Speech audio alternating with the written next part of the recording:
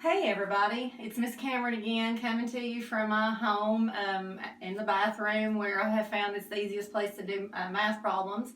I'm hoping that everybody is doing okay and staying healthy. I really miss everybody, and I wish we were at school doing math. But hopefully you're at home and can see these videos and can maybe do some of the math problems that we've been doing.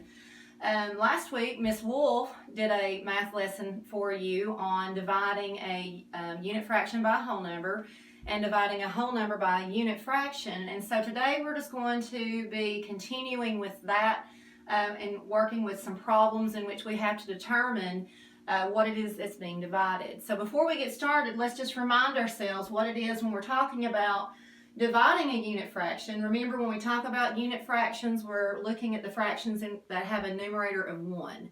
And when we are dividing our whole numbers, we will also be dividing them by fractions that have a numerator of 1. These are our unit fractions. That's what our 5th grade standard tells us to work with. So here in just a minute, we're going to take a look at some problems, and we're going to discuss how we've solved them.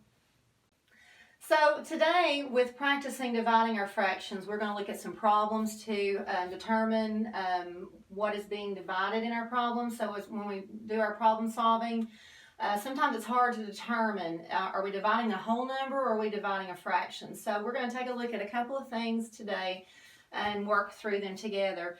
The first problem that I have for us is this.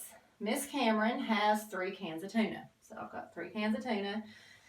It takes 1/3 of a can to make a sandwich. The question says, how many sandwiches will she be able to make? And so let's keep in mind what we have. We've got 3 cans of tuna, and it takes 1/3 of a can. So if we have 1 can, it's going to take 1/3 of a can to make a sandwich.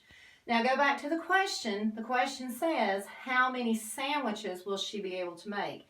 Notice it does not say what fraction of a sandwich, but the question says how many sandwiches. So when we solve this problem and we want to answer that question, ask yourself, what is being divided?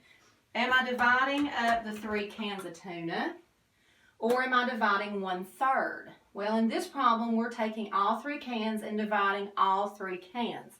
So when we set this up, our equation would look like this.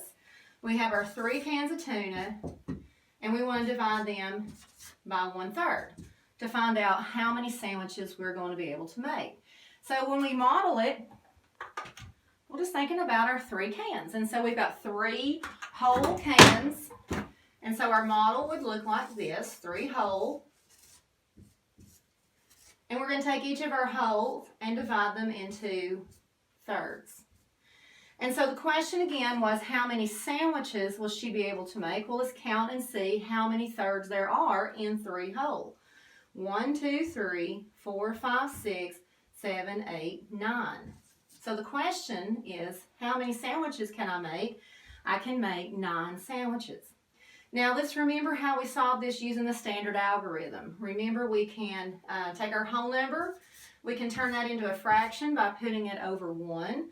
We can change the division to multiplication, and then we can get the reciprocal of 1/3 by simply flipping it upside down. And sometimes we just say, we keep it, we change it, and we flip it. Now that we have a multiplication equation, we can remember that all we need to do is multiply straight across, multiply your numerators.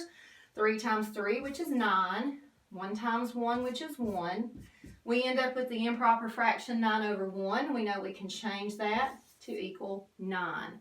So how many sandwiches can I make with my 3 cans of tuna? If each sandwich takes 1/3 of a can, I can make 9 sandwiches. All right, so let's look at another problem. This one says, Miss Cameron has 1/3 bag of chocolate chips.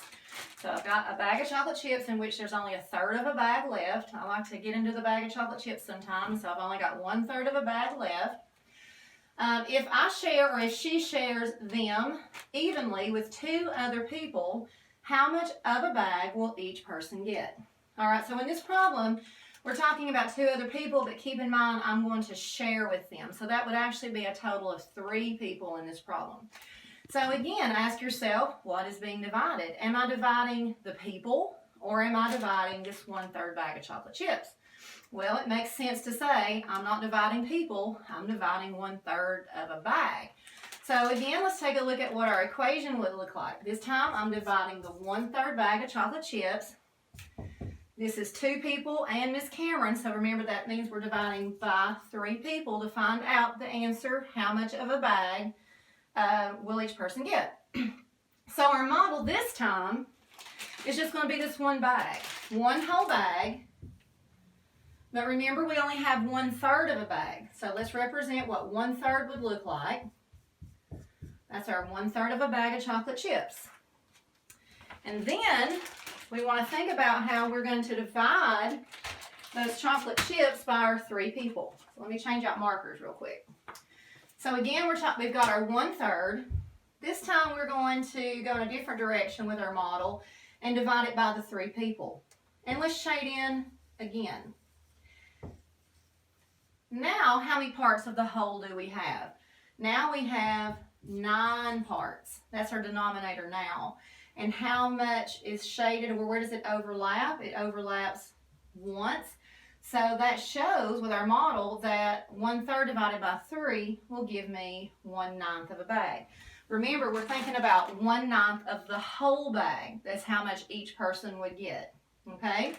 So again, 1/3 divided by 3. Let's take a look at that using the standard algorithm. We change division to multiplication. We flip that 3 to a 1/3, multiplying straight across. 1 times 1 is 1. 3 times 3 is 9, and you can see that will too give us that 1/9 as our answer. So how much will each person get of that bag? They will get 1/9 of a bag. All right, so now that we've practiced doing some problems solving with our dividing fractions, I want you to decide. We got a couple of problems over here, and I want you to decide whether we're dividing the whole number by the unit fraction or if we're dividing the unit fraction by the whole number. And so I'm going to call this problem number 1. You can leave your answer in the comment by just saying simply you're dividing the whole number or you're dividing the fraction. So the first one says, a chef had 7 potatoes. And the question says, how many bowls of mashed potatoes could he make if each bowl used 1/7 of a potato? So when you're thinking about this problem, I want you to think, is he dividing his 7 potatoes into 7ths? Or is he dividing 1/7 of a bowl by 7? All right, so when you leave your comment, you can just simply say, I think we're dividing the whole number, or you can say, I think we're dividing the fraction. If you want to also tell me the answer, that'd be great. The second one says, at a restaurant, 4 people were sharing 1/3 bowl of salsa. How much salsa would each person get? So again, I want you to think, am I dividing the 4 people? Is this a 4 divided by 1/3? Or am I dividing that 1/3 bowl of salsa? Is this 1/3 divided by 4? So again, in the comments, you can simply say, we're dividing the whole number by the fraction, or you can say, I think we're dividing the fraction by the whole number. And if you'd like to answer that, that would be great. So in conclusion, I have been going on IXL and looking at the reports. I do see where there have been some of you all that have been going on there and practicing these skills. And I think that's great, and I hope you continue to do that. If you do get on IXL to find problems such as the ones that we have solved today, it's anything that's under N. Specifically, if you want to do the things that have to do with problem solving, it's N12. Those are the skills that will cover what we've talked about today.